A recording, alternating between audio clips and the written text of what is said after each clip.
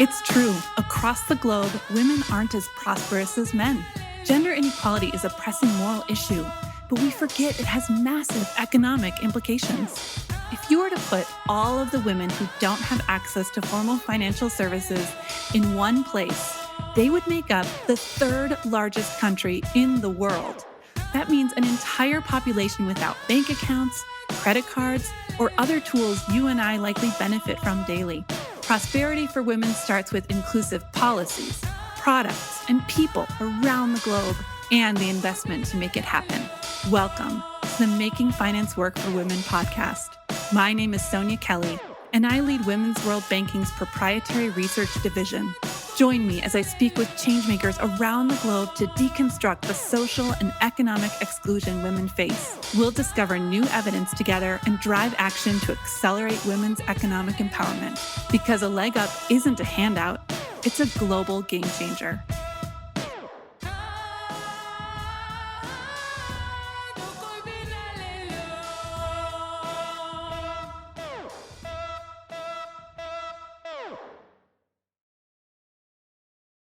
Welcome and thank you so much for tuning in to the Making Finance Work for Women podcast, streaming on LinkedIn Live and on demand on the official financial inclusion platform this week. I'm your host, Sonia Kelly. Before we get started, I'd like to give a special shout out to Women's World Banking's Making Finance Work for Women sponsors. Our leading sponsor is the Bill and Melinda Gates Foundation. Our scaling sponsor is Ernst & Young. Our broadening sponsors are the MetLife Foundation and the European Investment Bank. And supporting sponsors, the Sasakawa Peace Foundation, United Nations Capital Development Fund, and the International Finance Corporation. We're also incredibly grateful to our core funders for enabling our strategy, including Australia's Department of Foreign Affairs and Trade, the Swedish International Development Cooperation Agency, and Visa Foundation. You too can join our sponsors in supporting us by going to our website. It's easy, www.womensworldbanking.org, and click the Take Action link at the top of the page. We'd love to see you there. This podcast comes during Financial Inclusion Week. It's a global virtual gathering of the inclusive finance community. And if this is your first time joining us for the podcast and you found us through Financial Inclusion Week, we're so glad you're here. You can follow Women's World Banking on LinkedIn so that you don't miss the next episode. We're always live the third Thursday of the month with a special guest. It's something that I actually send around to my family and friends because it's a nice window into this world that I engage with every day. And I think it's really quality content. So we're glad you're here and we hope you join us in the future as well. Today, we're going to be discussing gender lens investing and specifically how it can be an on-ramp to measurable social goals in investors and companies' environmental, social, and governance goals. And I'll get into what those three things are. But I want to give like a little bit more context and introduction to the topic because I think sometimes people hear investing and then they think like, oh, that's like too advanced for me. It's like it's too much. But it is it's very relevant, it's very action oriented, and it's very important to low income people around the world. And I'll talk a little bit about that. Gender lens investing is not only about pursuing gender equality as a social good for its own sake, but it's a strategy for financial performance.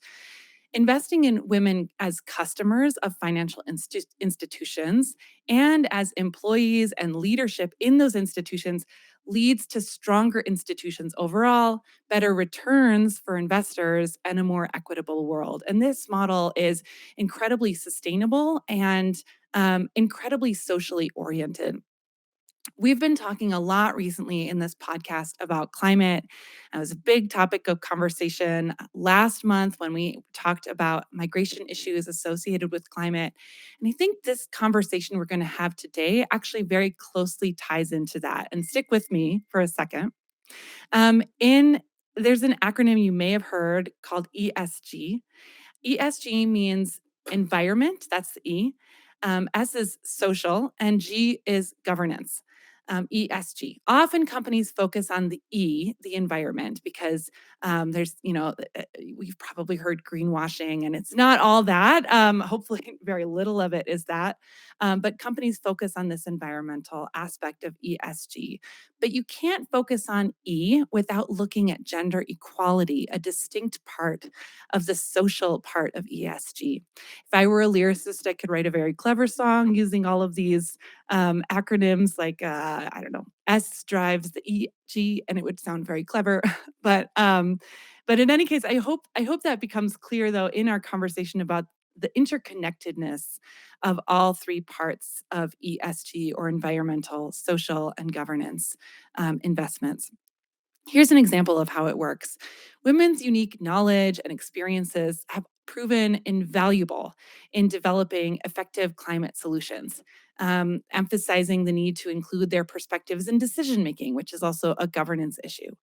And women's livelihoods, particularly in rural areas, are disproportionately affected by climate change due to their roles in managing resources, in food production, in livestock, all of which are susceptible to climate disruptions. I want to talk about a personal conversation I had with a woman in Indonesia who is about my age, actually. She was an orange farmer living on the island of Java in Indonesia. The land on which she farmed was a, a land that she didn't own, but she was allowed to farm on it because it was her husband's family's farm. And she was able to very clearly articulate to me and our team of researchers the challenges of crop management, how a poor crop could devastate her financially. Even so, she sent us away with a bag of oranges and a lot of hugs and smiles, and she was really upbeat about her life. But as I walked away, I thought about the fact that Indonesia is, according to the World Bank, a very high risk country when it comes to climate. Approximately 40% of Indonesia's 256 million residents are at risk. And climate is national news in the country. The capital of Indonesia actually just moved, or is moving this year, from Jakarta to Nusantara. And so, like, it's very relevant, very real for Sunarti, even though it's not top of mind for her. The sustainable practices that she uses demonstrate how women can contribute to environmental sustainability given the opportunity. And we know that large scale climate risk mitigation requires the formal financial inclusion of women like Sunarti, like access to credit to purchase sustainable farming technology. And women are the stewards of the planet's resources and highly exposed to climate change when they're in these roles. We know as well, nearly a billion women remain excluded from the formal financial system, hindering their ability to thrive amidst climate related threats and risks. And for the past 40 years, women's world banking has positively impacted hundreds of millions of low income women by integrating them into the formal financial system, resulting in profound effects on their families, their communities, and the global economy. In fact, in 2020, our asset management arm invested in a company called Pula. This is a crop micro insurance company. The investment enabled Pula to prioritize a gender balanced workforce. And we've seen women in the workforce have a direct correlation to the number of women customers across the institutions in which we work, it's not an exception with Pula. Pula's insurance for smallholder women farmers, it's an increasing customer base for them, allows them to endure yield risks, improve their farming practices, and bolster their incomes over time in the face of climate change. This isn't just charity or like a bunch of do gooders. There's a business case here and a return on investment.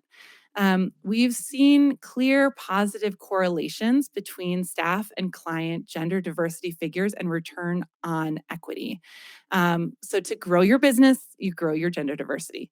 We've also seen more women at all levels of workforces, and not just leadership, lead to attracting and retaining more women customers, like I just said in the case of Pula and our other investments. And we've also seen a clear positive correlation at Women's World Banking between women loan officers and outreach to women clients.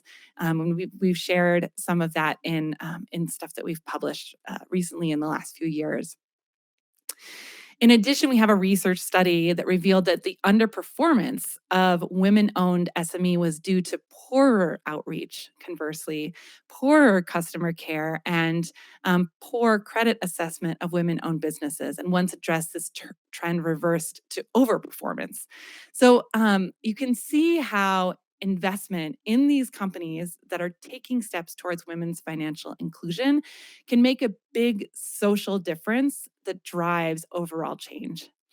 So that's my introduction. I think maybe we're going to get more into these themes when we talk to our guest. So enough from me. Let me now welcome our guest, Ivan Chu. He's the Director of Impact at Brightlight Group. Welcome, Ivan. Hi, thanks for having me. Thanks for joining. We always like to start by asking our guests about like their origin story, how you got into it, and your title is really cool. And so I want to hear a little bit more about how you got into this space, but also what you do in your current job. So I kind of started my career in banking and private equity. This was many years ago. And after a few years on, I moved on to strategy consulting, corporate development. So I did a bit of everything. It was in 2018 when I moved back to Australia, where I was in Singapore previously, that I was kind of looking for a bit of a career change, I suppose, wanting to utilize sort of existing skill sets acquired during my roles in banking and equity, private equity, to make a difference and to have a more sort of meaningful pathway, I suppose. And that was when I caught up with an old friend of mine and I discovered that he was involved in impact investing. And at that point, it was sort of a coined term that was still in its sort of infancy in Australia, but it was gaining traction. And I think that whole concept just sort of resonated with me. And fast forward in 2021, I'm at Brightlight now, and I'm currently responsible for development and integration of our impact strategies and framework within our existing investment processes, but also with our products and solutions. I also support clients who are looking to be more thoughtful and intentional about impact investing and impact management and measurement across various impact teams, and that includes gender lens. So that's a little short story of my origin. Yeah, so you're familiar with both traditional investment and impact investing, and gender lens investing. How do these things differ from one another for our listeners who are just hearing about this for the first time? I guess fundamentally, gender lens investing is kind of it's a strategy or approach to investing that specifically takes into consideration gender-based factors across the entire investment process. And I think the key with there is being intentional and also being aware of such biasness. Those are, in my opinion, the two key elements that kind of differentiates gender lens investing from traditional investment. Aside from that, I think in terms of assessing the viability of a particular investment or strategy, the rest of them kind of, stays the same, similar.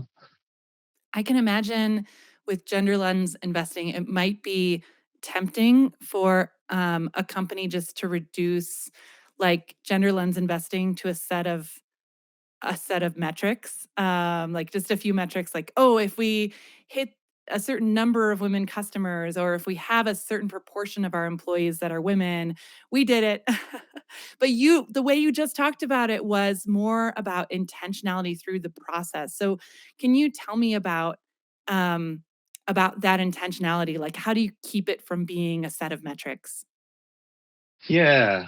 For us at Brightlight, we have sort of 4 key steps that we follow in terms of trying to integrate gender considerations into the process, as you mentioned. Otherwise, it's as simple as, tracking a particular metric, which may or may not be a result of what you intended to achieve anyway. It's kind of like a byproduct, I suppose, and it just happens to happen that way. So step 1 we like to define your organization gender goals and approach in terms of understanding what a particular client's commitments to diversity and impact on top of what they require for investment parameters. What does diversity of their investment team look like? Understanding what their investment committee look like. So that's kind of like the discovery period while helping them to form their own organization approach to gender goals. Follow on from there will be deal origination. So what does their current investment deal flow look like? What channels or sources do they rely on getting access to investments? What kind of funds or investments are they due diligencing? Are those opportunities diverse enough? If not, do they need to update their investment policy or mandate to specify X number or ratio for diversity in investments, and maybe even specifically targeting women-led and first-time funds? So that integrates the intentionality into deal origination, and then subsequently flowing on to due diligence, working with them to develop a process and questionnaire that integrates diversity focus on power dynamic questions and research into the process. Obviously training the team to listen and be aware and analyze their own biasness when it comes to assessing some managers or some investments is also a part of that. And incentivizing gender diversity or other forms of diversity outcomes as conditions of capital commitment should they proceed is another key step. And this sometimes can be achieved via sort of side letter agreements or even as part of the main sort of investment agreements. And finally, when it comes to monitoring outcomes, I think how are we holding ourselves accountable in moving forward when investing in, say, women first-time funds? Is there a target number of funds for review? What percentage made it through the diligence process? And how can we help them shape and refine that process better? So it's kind of like, a sort of circular feedback loop that then once they understand their outcomes, hopefully they can better refine their goals and then the sort of the process. I think it's an iterative process, and it's a journey as we find with a few of our clients. Okay, so I'd love to pick up on, you said a few of our clients, and we were connected to you through the Sasakawa Peace Foundation, who I mentioned is one of the sponsors of this podcast. And so I'd actually love it if you would be willing to share a case study of impact measurement in that process. Is it possible for you to share what this looks like in practice with that case example of Sasakawa Peace Foundation? Special shout out first to Sasakawa Peace Foundation. They're a great people and organization to work with, We and they're totally doing great agree. things, in the gender Yeah, led for sure. space. And so where we supported them was, I think at the start, obviously they have had their impact thesis in place, and they've made a few investments, and they wanted to, again, be more thoughtful and intentional, specifically about impact measurement. And that's where they came to Brightlight, and we sort of helped them first build out an impact management and measurement framework, what we call an IMM framework. And that helps them align and prove out their impact thesis. At the moment, there are 3 key pillars for their Asia Women Impact Fund, which invests in women financial inclusion funds across Southeast Asia and Asia. The first pillar being providing access to financial capital. And the key outcomes there are improving access to capital for women entrepreneurs, as well as increasing women ownership in portfolio companies.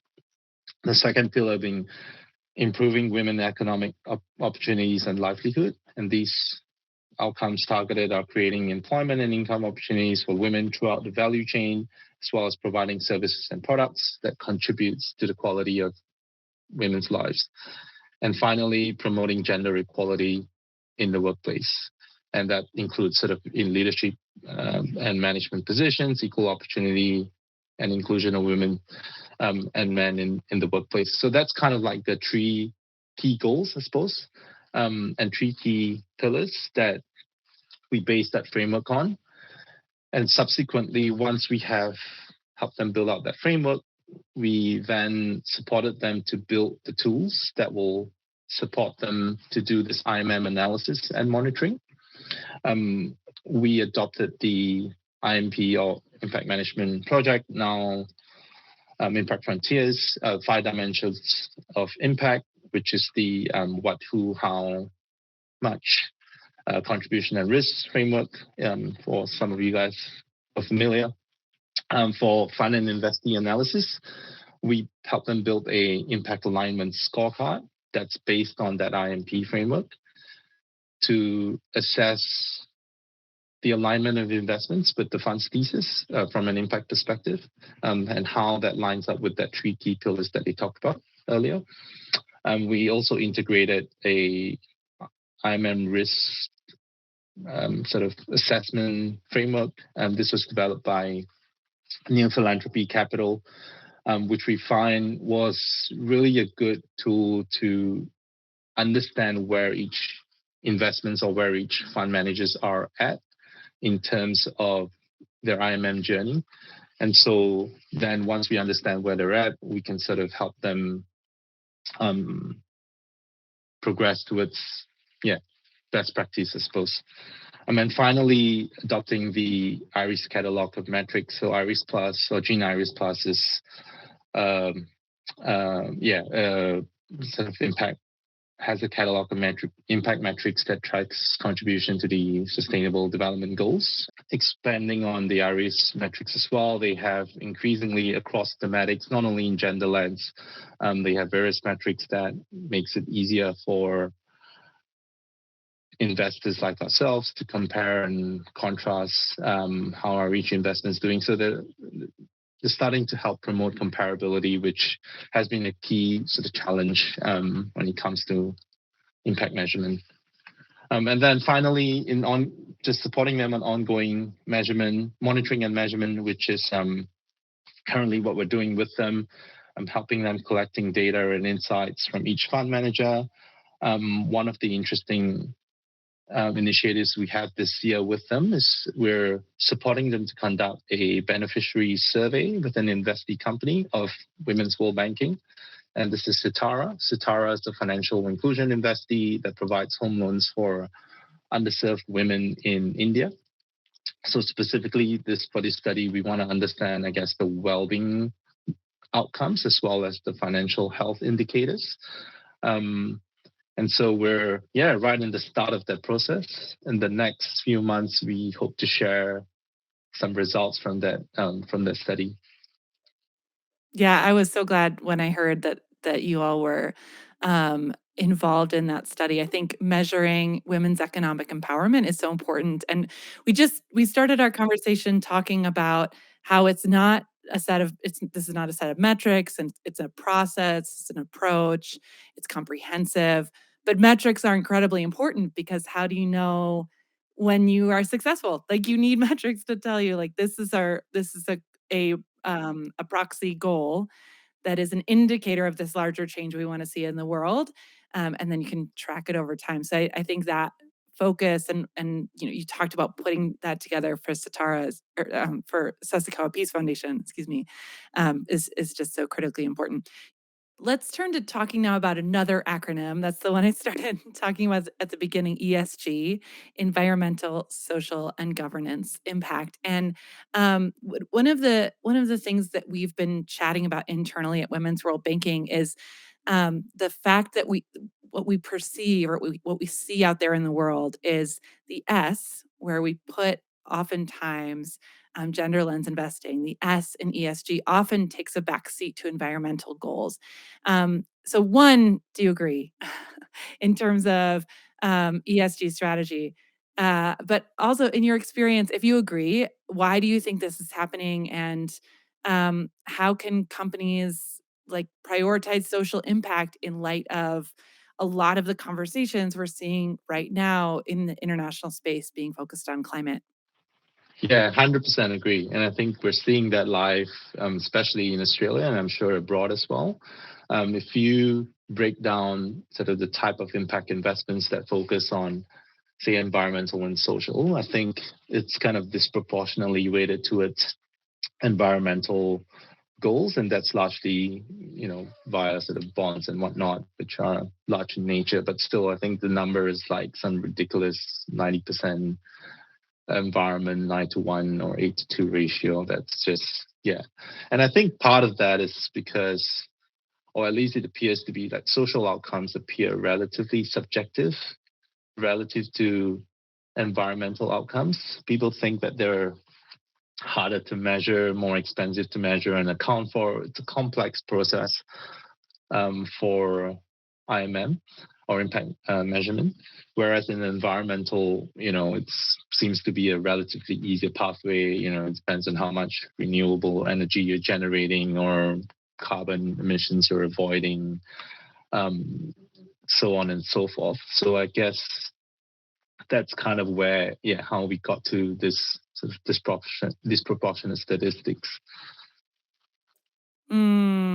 Yeah, 8-2 ratio. I have not heard that, and that is tremendously discouraging.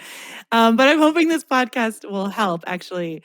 Um, okay, I have like 10 more questions. We're going to have to prioritize because we have limited amount of time here.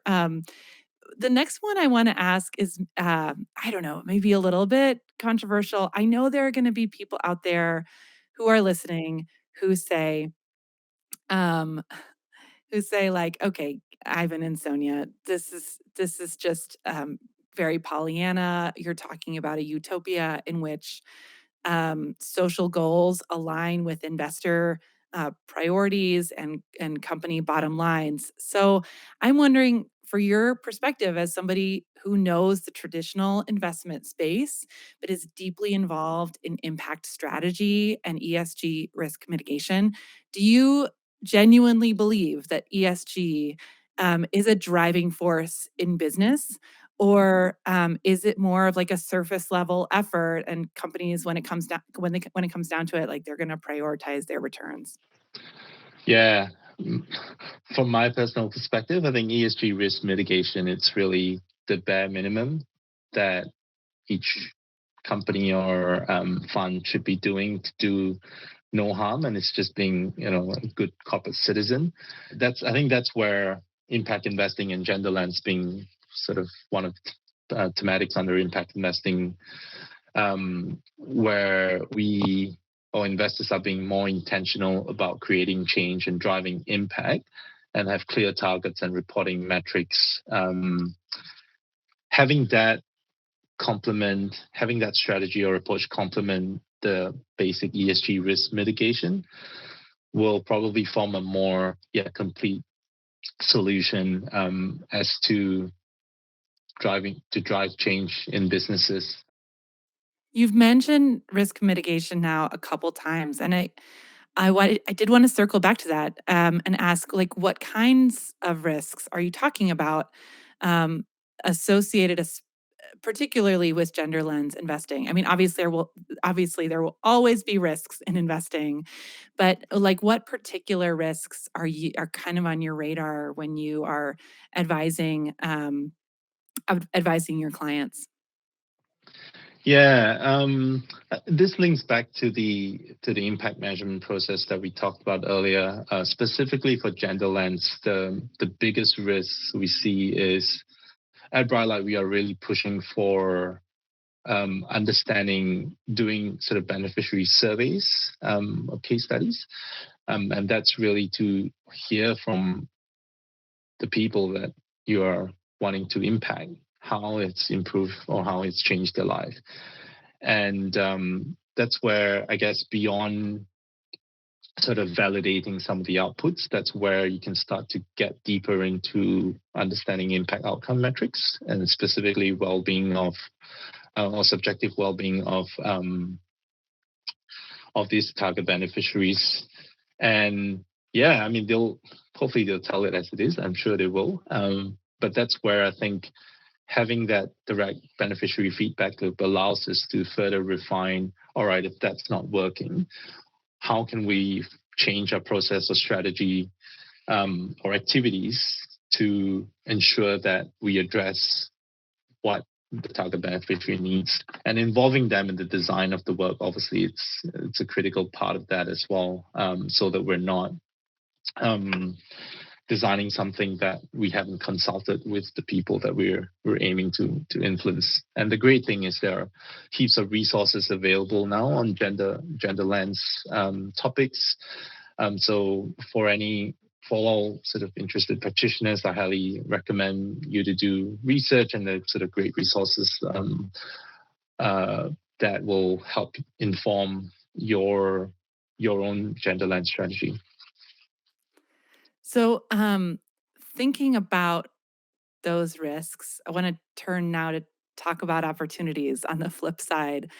You've been in the space for a while, and I can't um, I can't close this conversation without asking about the future and asking you to kind of predict the future. And I just think that's kind of a natural direction for our conversation to go, since you would advise investors. Like, looking at the next few years, what are you excited about in terms of gender lens investing? Conversations that are happening, or initiatives that you're seeing, or momentum. Like, what excites you about that space, thinking about the next few years?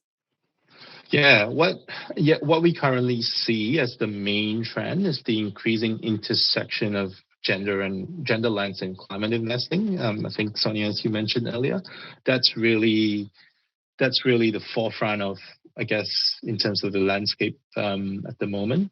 And then that seems to be a natural fit between financing both gender lens projects and climate mitigation and adaptation projects, because, yeah, as you mentioned earlier, women being disproportionately impacted by climate change, but they're also not represented, or not well represented, in the decision making roles to make those changes. So that seems like a real natural fit. And our hope at Bright is that gender lens investing just becomes increasingly integrated as part of any investment process that all our investors have, and it's not a kind of a side topic, good to have the check mark, but it becomes increasingly integrated as part of the whole investment analysis process. Yeah, that does sound really exciting. I started this conversation by sharing a personal story, of some research that I did a couple months ago.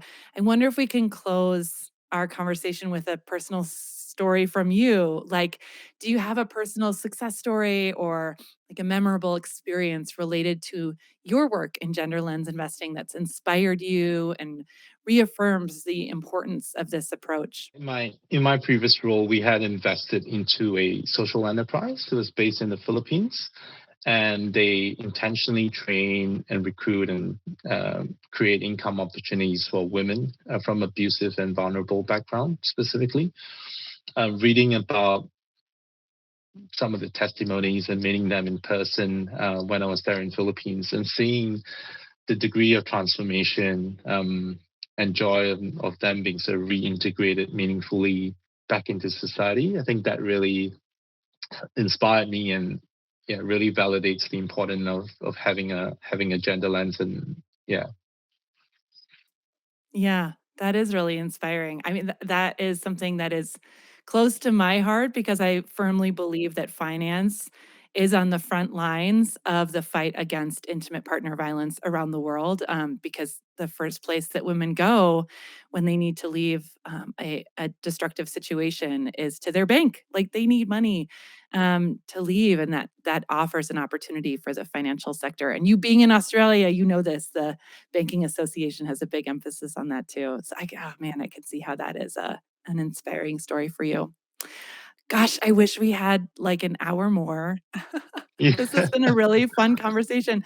Thank you so much, Ivan, for joining me today on the Making Finance Work for Women podcast. Thanks for having me. Well, that was really special. I always like to end our conversation with some reflections and thoughts about what you, our listener, can take away from this. So, if you are an investor and you're looking for like an entry point to a viable ESG strategy, you can call up Ivan. Or there are other ways that you can take a gender lens investment approach, and you can do so with maximized returns and maximized social impact. Like having women on the board shouldn't be the only aspect you're looking at. You can dive into the business model of the companies that you're thinking about investing in and their plans to better serve women customers.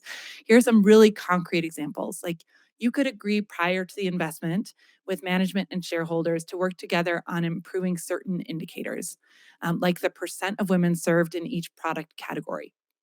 Or you could exercise your shareholder and board rights to influence decision making and ideally make gender disaggregated key performance indicators part of the management's key performance indicators that they report to the board on.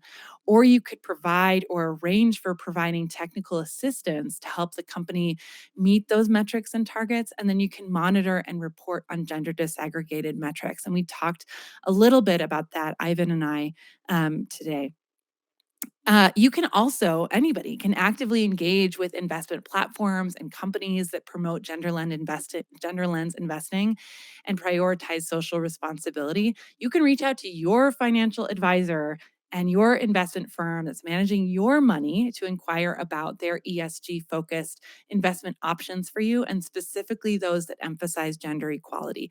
Even if they don't have any, they should know that there's a demand out there for it. So you can encourage the financial industry to expand its offerings in this area.